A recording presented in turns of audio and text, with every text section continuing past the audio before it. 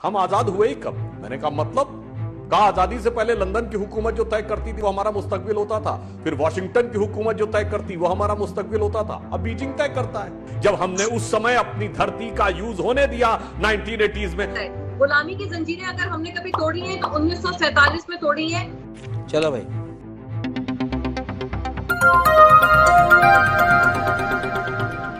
सुधांशु जी, इतनी सवाल है। वो कह रहे हैं कि पाकिस्तान के भीतर भी बहुत सारी ऐसी आवाजें हैं जो तालिबान के खिलाफ में बुलंद हो रही हैं।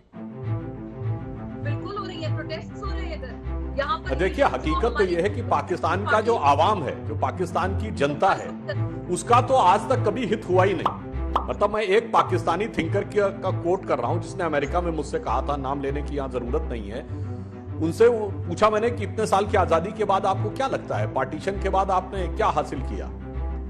तो जानते क्या बोले, हम आजाद हुए ही कब? मैंने कहा मतलब कहा आजादी से पहले लंदन की हुकूमत जो तय करती थी वो हमारा मुस्तकबिल होता था, फिर वॉशिंगटन की हुकूमत जो तय करती वो हमारा मुस्तकबिल होता था, अब बीजिंग तय करता है। तो इनकी तो हालत ये रही कि 1971 के युद्ध के बाद जब इन्होंने ये आतंकवाद को प्रश्रय देने की अपनी ये शुरुआत की, और 1980 में जब अफगानिस्तान में रूस की फौजें आ गईं, तब आपने अमेरिका को अपना कंधा दिया और इन्हीं ताकतों को खड़ा किया।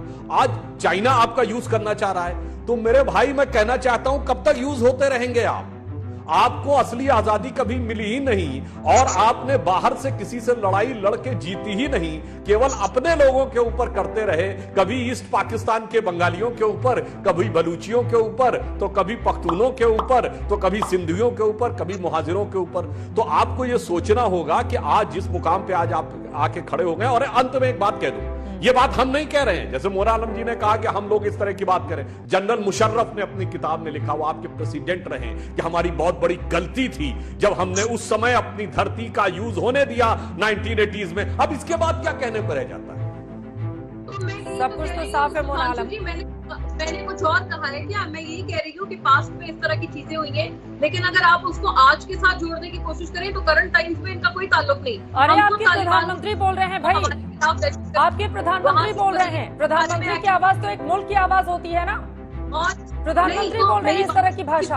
इतने खुश हुए जा रहे हैं लोग।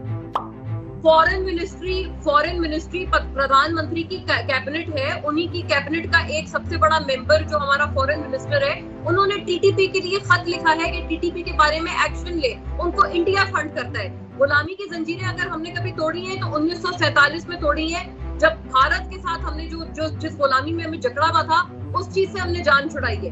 एक दफा तोड़ी है हमने गुलामी की जंजीरें, उसके अलावा नहीं तोड़ी है। और अगर आप कह रहे हैं ना कि हमें हकीकी आजादी कभी नहीं मिली, तो आप जरा अपने यहाँ पर निकल कर कभी मुसलमानों से, दलित से पूछे, उनको कभी मिली है हकीकी आजादी? कश्मीर से पूछे, उनको मिली है हकीकी आजादी?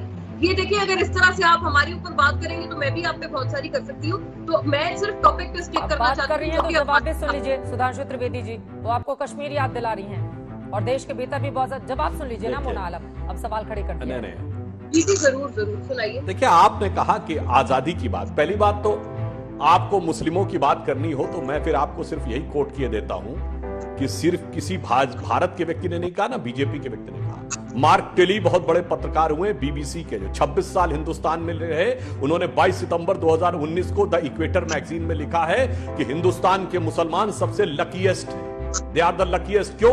उन्होंने लिखा चूंकि वो अपने मजहब में जैसे चाहे इबादत कर सकते हैं। उन्होंने एग्जाम्पल दिया कि मैं दिल्ली के निजामुद्दीन एरिया में रहा, एक तरफ हजरत निजामुद्दीन औलिया की दरगाह और उसके सामने तबलीगी जमात का ऑफिस था। उन्होंने कहा कोई मुस्लिम देश होता तो 26 साल ये दोनों एक साथ नहीं रह सकते थे।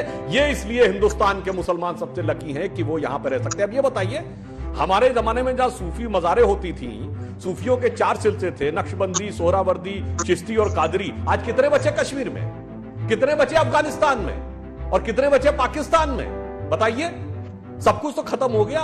चाहे बड़े से बड़े गायक रहे हो, फनकार रहे हो या शायर रहे हो, अब कितने होते हैं पाकिस्तान में? यहां तक कि अगर बॉलीवुड के भी एक्टर होते हैं तो हमारे यहां के हैं जिनके दीवाने आपके यहां से लेके और मिडिल ईस्ट तक लोग हैं, चाहे सलमान खान हो, आमिर खान हो, शाहरुख खान हो या दिलीप कुमार हो। आपके यहां कौन पैदा हुआ भाई? जब एक बार आप अगर इस तरह की टेररिज्म की चीजों पे आ जाते हैं ना, तो सब कुछ खत्म हो जाता है। जबकि हकीकत में आपका ब्लड तो वही है जो हम लोगों का था, बाई रेस तो वही है, फिर भी एक तरफ बर्बादी का मंजर और एक तरफ खुशहाली का मंजर। आपके यहां ओसामा बिन लादेन पकड़ा जाता है जो दुनिया का सबसे बड़ी टेररिस्ट ऑर्गेनाइजेशन अल-कायदा का चीफ है, और दुनिया की सबसे बड़ी सॉफ्टवेयर की कंपनी माइक्रोसॉफ्ट का चीफ सत्य नडेला हमारे यहां से आता है, गूगल का चीफ हमारे यहां से आता है सुंदर पिचाई, और बड़ी बड़ी कंपनियों को उस पर पेप्सी की सीईओ इंदिरा नूई हमारे यहां से आती है। आप क्या लश्कर तैयबा जैश मोहम्मद और इसके चीफ आते हैं? सोचिए, ये बात करने की बात नहीं है। आप समझदार हैं, कम से कम कमर चीमा जी आप लोग सोचना चाहिए आपने अपनी आवाम को किस हालत में पहुंचाया। और ये सिर्फ मैं नहीं कह रहा।